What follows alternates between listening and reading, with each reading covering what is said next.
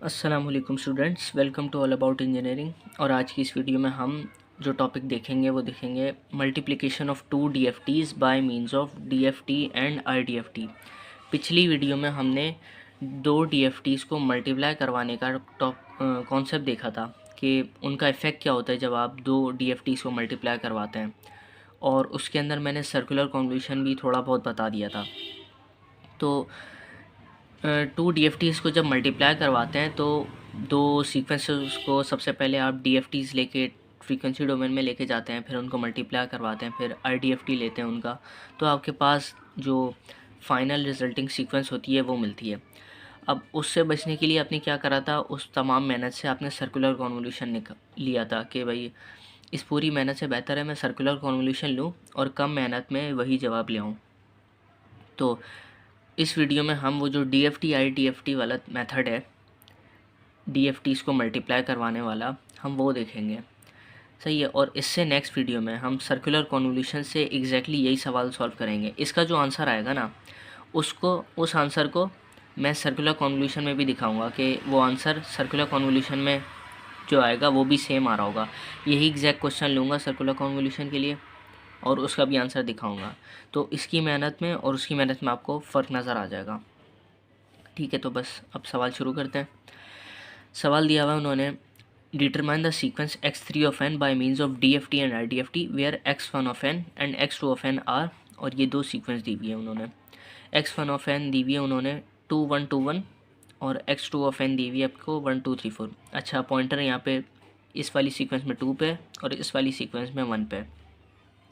Pointer से मुराद ये होता है कि जो पॉइंटर पे वैल्यू है वो ओरिजिन पे है या फिर उसका इंडेक्स 0 है, आप ऐसे सपोज कर लें उसको। सही है।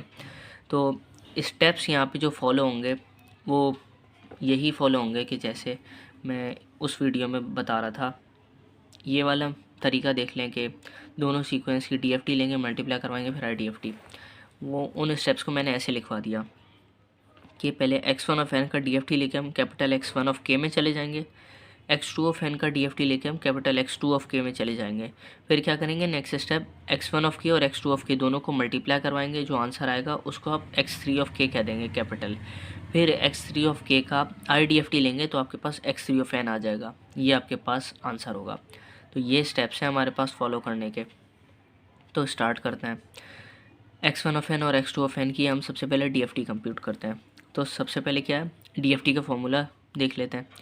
Capital x of k is equal to summation n is equal to 0 to capital n minus 1 x of n multiplied by डब्ल्यू N raise to the power of k n. सही है। और k की रेंज क्या है, 0 से लेकर n minus 1 तक। अब टोटल फैक्टर बना लेते हैं इसका। 4 पॉइंट वाली सीक्वेंस है आपके पास जिसके अंदर 4 है ना, 1 2 3 4, और इसमें भी 1 2 3 4, दोनों में चार चार क्या कहते हैं सीक्वेंस है, 4 की सीक्वेंस है। तो आप टोटल फैक्टर भी जो बनाएंगे वो बनाएंगे 4 पॉइंट का। तो टोटल फैक्टर बना लेते हैं इसका। और डीएफटी कंप्यूट कर रहे हैं तो टोटल फैक्टर क्लॉकवाइज में बनेगा। बस डीएफटी, जब भी डीएफटी कैलकुलेट होगा तब टोटल फैक्टर क्लॉकवाइज में बनेगा, और अगर आईडीएफटी कैलकुलेट होगा तो टोटल फैक्टर एंटी क्लॉकवाइज में बनेगा। सही है। तो टोटल फैक्टर हमने बनाया 4 पॉइंट का, 4 पॉइंट लगा दिया हमने अब, और क्लॉकवाइज का एरो डाल दिया। तो ये जो पॉइंट है ये है W04, और क्लॉकवाइज चलेंगे तो ये हुआ W14, और क्लॉकवाइज चला ये हुआ W24, और क्लॉकवाइज चला तो ये हुआ W34। और वैल्यूज़ मेंशन करते हैं, ये 1 होती है, ये -1 होती है, ये J होता है और ये -J होता है। बस इसी मैनर को हमने फॉलो करना है। टोटल फैक्टर बन गया। अब क्या करेंगे, DFT of x1 of n is, x1 of n की DFT लेते हैं तो हम उसकी जो DFT होगी उसको हम कहेंगे कैपिटल x1 ऑफ k। तो capital x1 of k is equal to summation n is equal to 0 से लेकर 3 तक। n इज़ इक्वल टू 0 से लेकर 3 तक हो गया। x1 ऑफ n डल जाएगा x ऑफ n की जगह, और w और n की जगह 4 डालेंगे क्योंकि 4 पॉइंट की सीक्वेंस है। तो W4 और पावर में kn रहा, और k की रेंज कहाँ से चली जाएगी, 0 से लेकर n-1 तक होती है ना, तो n की जगह अगर आप 4 डालेंगे तो 4 - 1 3, तो 0 से लेकर 3 तक जाएगी सीक्वेंस, 0 1 2 3। अच्छा, ये आपके पास x1 ऑफ k की सीक्वेंस अब बनने जा रही है। अब क्या करते हैं हम, अब हम समेशन को खोलते हैं। x1 ऑफ के आपने ऐसे ही उतारा इज इक्वल टू ऐसे ही उतारा।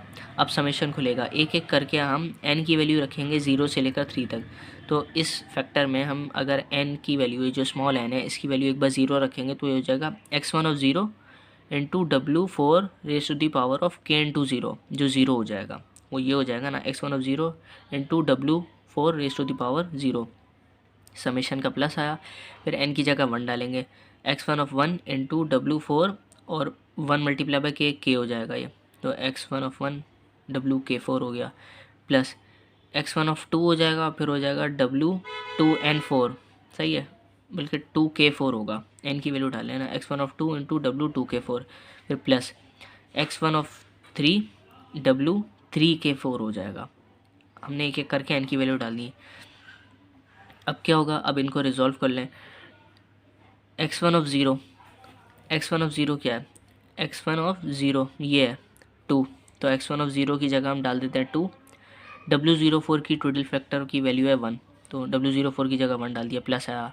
x1 ऑफ 1 की वैल्यू 1 है, वो डाल दी, और WK4 अभी नहीं पता WK4 क्या है क्योंकि यहाँ पे k है, तो WK4 लिख दिया, प्लस ऐसे ही उतारा। x1 ऑफ 2 आपके पास 2 है, उसको उतार दिया, और W2K4 ऐसे ही उतार दिया, फिर प्लस x1 ऑफ 3 आपके पास 1 है, वो उतार दिया, और W3K4 आपने ऐसे ही उतार दिया।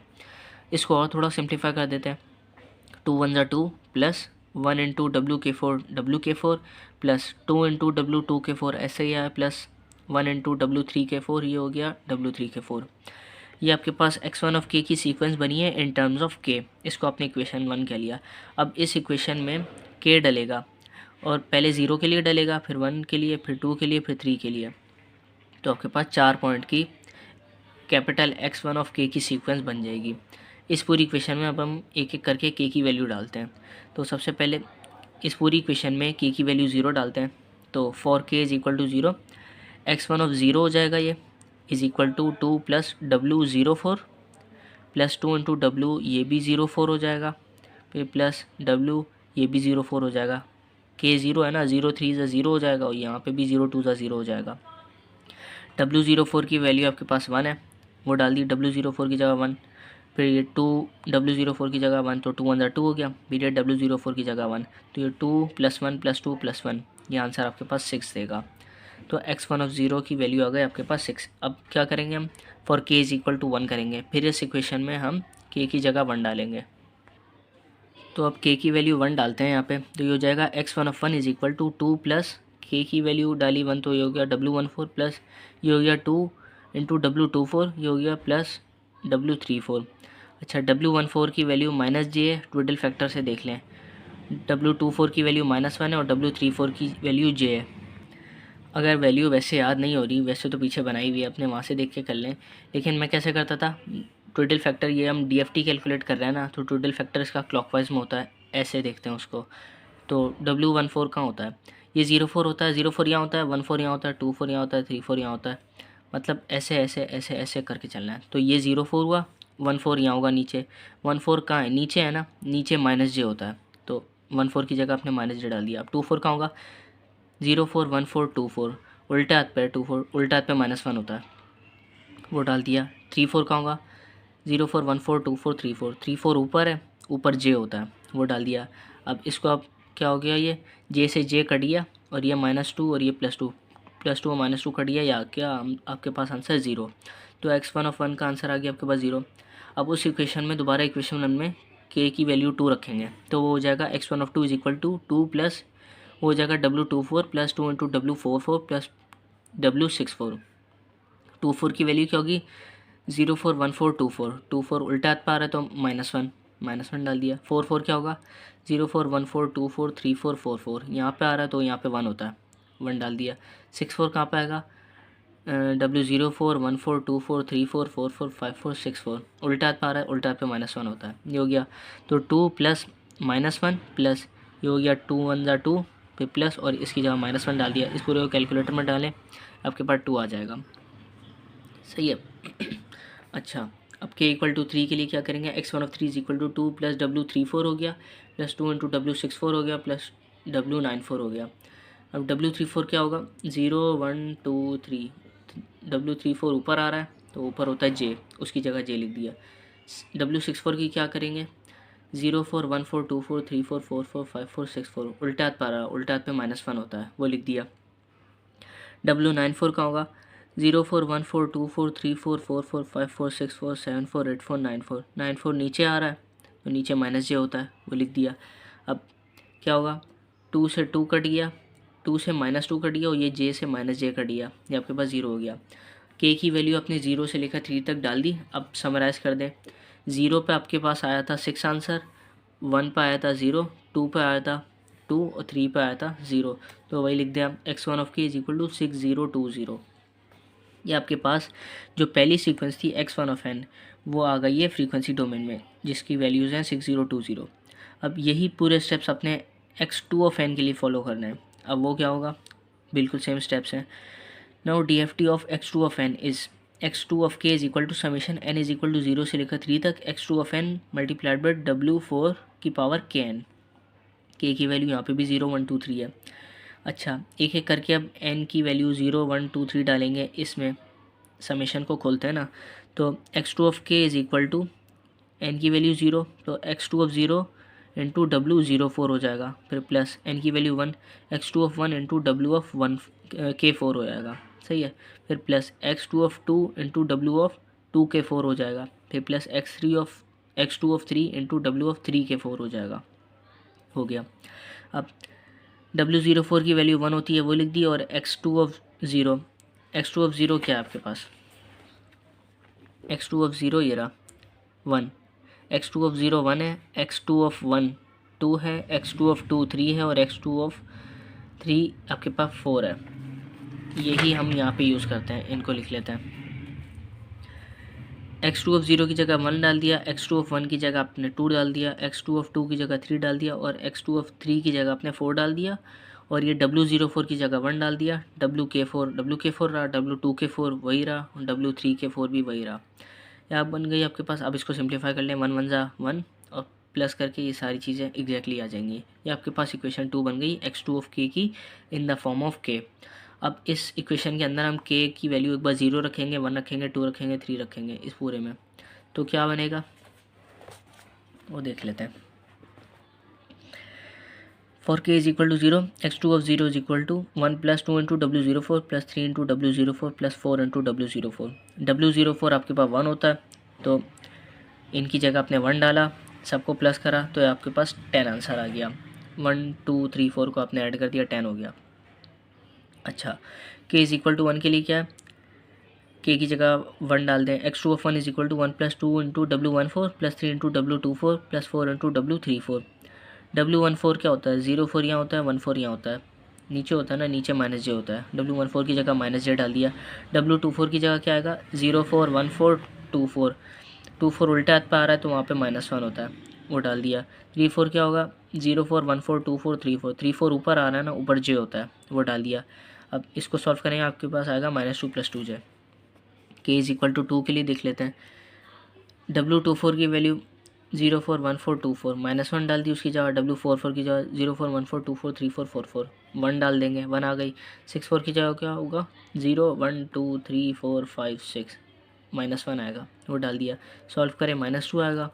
इसी तरीके से आप इनके लिए भी सॉल्व कर दें, ये आ जाएगा आपके पास -2 तो समराइज़ कर दें, x2 ऑफ k की जो आपके पास सीक्वेंस बन जाएगी वो बन जाएगी 10 -2 प्लस 2j -2 और -2 2j, ये बन गए आपके पास।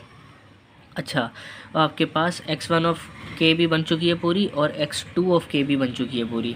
अब आपने एक काम करना है कि आपने वही स्टेप्स फॉलो करने हैं। x1 ऑफ k और x2 ऑफ k मिल गई है ना आपके पास, अब उन दोनों सीक्वेंस को आपने मल्टीप्लाई करवाना है, और रिजल्टिंग सीक्वेंस को आपने x3 ऑफ k बोलना है, वही करवा रहे हैं। x3 ऑफ k बराबर हो गया x1 of k multiplied by x2 of k। x1 of k जो है आपके पास वो है 6020, और x2 ऑफ k जो है वो आपके पास ये रही 10 -2 प्लस 2j -2 और -2 2j। अब इन दोनों सीक्वेंसेस को हम करवाते हैं मल्टीप्लाई। 6 मल्टीप्लाई बाई 10 ये होगी आपके पास 60, 0 मल्टीप्लाइड बाई ये 0 हुआ, 2 मल्टीप्लाइड बाई -2 -4 हुआ, और 0 मल्टीप्लाई बाई ये आपके पास 0 हो गया। अच्छा भाई, तो x3 ऑफ k मिलने के बाद अब आपने क्या करना है, उस x3 ऑफ k वाली सीक्वेंस का अब आपने IDFT कंप्यूट करना है, वो कर लेते हैं। तो now I D F T of X three of K will be, अब आई डी एफ टी का फॉर्मूला लिख लेते हैं। X of N is equal to 1 divided by capital N summation K is equal to 0 to capital N minus 1 capital x of K multiplied by W N raise to the power of minus K N. I D F T वाले फॉर्मूले में यहाँ पे minus आता है और N की range क्या होती है यहाँ पे 0 से लेकर एन माइनस 1 तक। सही है। अब एक्स थ्री ऑफ के की जो सीक्वेंस है उसके अंदर 4 एलिमेंट है, तो आपने कैपिटल एन की वैल्यू 4 रखी, तो इसके अंदर इस पूरी इक्वेशन के अंदर एन की वैल्यू कैपिटल एन की वैल्यू 4 रखेंगे तो क्या हो जाएगी, ये एक्स ऑफ एन जो था वो एक्स थ्री ऑफ एन बन जाएगा। एक्स थ्री ऑफ के का आप आई डी एफ टी ले लेना तो वो एक्स थ्री ऑफ एन हो जाएगा। X three of N is equal to n की जगह 4 रखें तो ये हो जाएगा 1/4 summation K is equal to 0 से लेकर एन माइनस 1, तो 4 माइनस 1 3 तक हो जाएगा। के इज इक्वल टू 0 से लेकर 3 तक, ये हो जाएगा कैपिटल एक्स थ्री ऑफ के, इसकी जगह डलता है ना एक्स ऑफ के, कैपिटल एक्स थ्री ऑफ के और मल्टीप्लाइड बाय डब्ल्यू और एन की जगह 4, तो डब्ल्यू 4 की पावर माइनस के एन, ये हो गया। और एन की रेंज क्या हो जाएगी 0 1 2 3, एन माइनस 1 तक जाती है ना, तो 4 रखी है अपने एन की वैल्यू, तो 4 माइनस 1 3, तो 0 1 2 3। अब क्या होगा, अब आप ये करेंगे कि समेशन खोलें, ये जो समेशन है, अब के की वैल्यू इस इक्वेशन में एक करके 0 रखें, फिर 1 फिर 2 फिर 3, तो x three of N is equal to 1/4 और 1/4 इस पूरे से मल्टीप्लाई हो रहा है, इस यहाँ से लेकर यहाँ तक, तो इस पूरे के साथ 1/4 मल्टीप्लाई हो रहा है, तो आपने वो बाहर रखा ब्रैकेट ओपन, अब समेशन खुलेगा। इसके अंदर अगर आप के की वैल्यू 0 रखेंगे तो ये जगह capital x three of 0 into डब्ल्यू ऑफ 0 4, सही है। फिर प्लस समेशन का, फिर 1 डालें एक्स थ्री ऑफ 1 इंटू डब्ल्यू ऑफ माइनस एन 4, के की वैल्यू जब आपने 1 डाली तो ये हो गया माइनस एन ऑफ 4 हो गया। फिर प्लस ये हो जाएगा एक्स थ्री ऑफ 2 डालने के बाद क्या होगा एक्स थ्री ऑफ 2 इंटू डब्ल्यू ऑफ माइनस 2 एन 4, ये हो गया। फिर प्लस, फिर ये हो जाएगा एक्स थ्री ऑफ 3 इंटू डब्ल्यू 4 माइनस 3 एन, ये हो गया। अब क्या करें, W04 का आंसर आपके पास 1 होता है, वो लिख दिया, और एक्स थ्री ऑफ ज़ीरो की वैल्यू है आपके पास 60, 0 इंडेक्स पे 60 है एक्स थ्री ऑफ 0, वो डाल दिया। फिर प्लस एक्स थ्री ऑफ 1 आपके पास 0 है, 0 मल्टीप्लाई हो रहा है W माइनस एन 4 से, वो लिख दिया। फिर प्लस एक्स थ्री ऑफ 2 जो है वो आपके पास है -4, वो लिख दिया, और मल्टीप्लाई किससे हो रहा है वो W माइनस 2 एन 4 से, वो लिख दिया। फिर प्लस एक्स थ्री ऑफ 3 आपके पास 0 है, वो multiplied by W minus 3 n 4, वो लिख दिया। अच्छा, सिंप्लीफाई कर लें इसको ज़रा, वो क्या हो जाएगा, x three of N is equal to 1/4, 60 1 60, और ये पार्ट 0 हो जाएगा 0 से मल्टीप्लाई होके, तो और ये क्या हो जाएगा, ये हो जाएगा -4 इंटू डब्ल्यू माइनस 2 एन 4, ये हो गया, और ये पार्ट भी 0 हो जाएगा आपके पास, ये बन गई इक्वेशन, इसको आपने इक्वेशन 3 कह दिया। अच्छा, 4 पॉइंट का टोटल फैक्टर भी बना लिया हमने। 4 पॉइंट का टोटल फैक्टर कैसे बनता है, सर्किल बना है, 4 डॉट लगाएं और एंटी क्लॉकवाइज पढ़ना है आपने। तो ये W04 है, एंटी क्लॉकवाइज चलेंगे तो ये हुआ W माइनस 1 4, फिर ये हुआ W माइनस 2 4, फिर ये हुआ W माइनस 3 4। अच्छा, अब एक एक करके इस इक्वेशन में, इक्वेशन 3 में अब हमने एक एक करके आपने के की एन की वैल्यू डालनी है, 0 फिर 1 फिर 2 फिर 3, एन की रेंज क्या है 0 से लेकर 3 तक है ना, वो डालनी है आपने इस इक्वेशन में। तो डालना शुरू करते हैं, तो ये हो जाएगा, पहले 0 डालते हैं, x three of 0 is equal to 1 divided by 4, या 60 माइनस 4 इंटू W4 की पावर में ये 0 हो जाएगा, 0। W04 आपके पास 1 है, मैं इनकी वैल्यूज़ भी लिख देता हूँ, ये होता है 1, ये होता है -1, ये होता है J, और ये होता है -J, सही है। W04 की वैल्यू 1 होती है, वो लिख दिया आपने, तो 60 माइनस 4 और मल्टीप्लाई करवा दें 1/4 से, आपको आंसर आएगा आपके पास 14। तो एक्स थ्री ऑफ 0 आपके पास 14 आ गया। अब इसी तरीके से 1 की वैल्यू डालें इसमें इक्वेशन 3 में, तो हो जाएगा x three of 1 is equal to 1 divided by 4, 60 minus 4 into डब्ल्यू माइनस 2 4, एन की वैल्यू जब आप 1 डालेंगे तो हो जाएगा W माइनस 2 4, हो गया। W माइनस 2 4 क्या होता है, अब मैं वैसे कर लेता हूँ, 0 4 यहाँ होता है, -1 4 यहाँ होता है, -2 4 यहाँ होता है, तो वो -1 आएगा, उल्टा हाथ पे है क्योंकि। अब बस अगर मेरे वाले तरीके से कर रहे हैं यही हवा में, तो बस याद रखिएगा IDFT के अंदर एंटी क्लॉकवाइज चलता है, क्लॉकवाइज नहीं चला दिया, वो गलत हो जाएगा।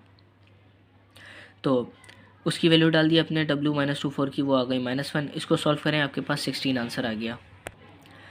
अच्छा जी, अब इसी तरीके से अब आपने इक्वेशन 3 में 2 डालनी है n की वैल्यू, तो हो जाएगा x3 is equal to 1/4 60 minus 4 into W4 की पावर -4। W4 की पावर -4 क्या होगा, 0 यहाँ होता है, -1 -2 -3 और -4, -4 वहीं आता है, 1 हो जाएगा वो, तो 1 आ गया उसकी जगह। इसको सॉल्व करेंगे आपके पास 14 आंसर आएगा। n इज इक्वल टू 3 रख लेते हैं हम इक्वेशन 3 में, तो ये हो जाएगा x3 is equal to 1/4 60 minus 4 into W of -64। -64 क्या होगा, 0 4 -1 4 -2 4 -3 4 -4 4 -5 4 -6 4, उल्टे हाथ पे आ रहा है ना, उल्टे हाथ पे -1 होता है, वो डाल दिया आपने। सॉल्व करें इस पूरे को, आएगा 16। तो आपकी एंड में जो सीक्वेंस बन रही है ना x3 of n time domain के अंदर, वो बन रही है ये 14 16 14 16, और पॉइंटर 14 पे है। क्यों, 0 से सीक्वेंस स्टार्ट हो रही थी ना आपकी, तो पहला 0 ये था, ये 0 इंडेक्स हुआ, ये 1 इंडेक्स, ये 2 इंडेक्स और ये 3 इंडेक्स। 0 से जब स्टार्ट हो रही थी आपकी सीक्वेंस, तो आपने उसको नीचे पॉइंटर डाल दिया। आपको पता है ना ये 0 पे है, 14 0 के ऊपर है, तो आपने उसकी जगह पॉइंटर डाल दिया। ये आपके पास ओवरऑल आंसर आ गया। अब मैं एग्जैक्टली नेक्स्ट वीडियो में यही सवाल लूँगा जो हमारा पिछला सवाल था, इस वीडियो वाला सवाल कि x1 ऑफ n 2 1 2 1 है और x2 ऑफ n आपके पास 1 2 3 4 है, और एग्जैक्टली यही आंसर लाऊंगा, but by means of circular convolution. अभी आपको पता चल गया है कि ये वीडियो कितनी लंबी हुई है, काफ़ी लंबी करी आपने, दोनों सीक्वेंस की DFT लिया है, मल्टीप्लाई करवाया, फिर IDFT लिया, ये आंसर है आपके पास x3 ऑफ n। अब हम x3 ऑफ n लेके आएंगे सर्कुलर कॉन्वोल्यूशन की मदद से नेक्स्ट वीडियो में, वो काफ़ी छोटा रास्ता है x3 ऑफ n कैलकुलेट करने का। बस यही था आज की वीडियो में। अगर आपको आज की वीडियो अच्छी लगी हो तो लाइक करें, शेयर करें, चैनल को सब्सक्राइब करें और दोस्तों के साथ वीडियोस को शेयर करें। जज़ाकल्लाह।